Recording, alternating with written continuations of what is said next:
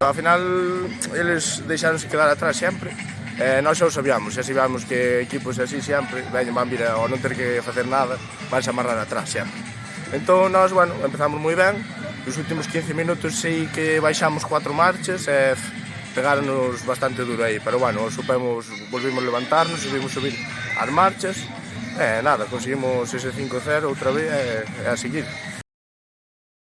Pero, bueno, costa abaixo sí, pero hai que luchar. O próximo partido é o Moinhos, vai ser un partido difícil, sabemos que é o partido do ascenso, sei que vai haber moita máis presión, pero bueno, nós creo que vamos a asumir ben e vamos xogar como xogamos estes 3 fines de semana que levamos.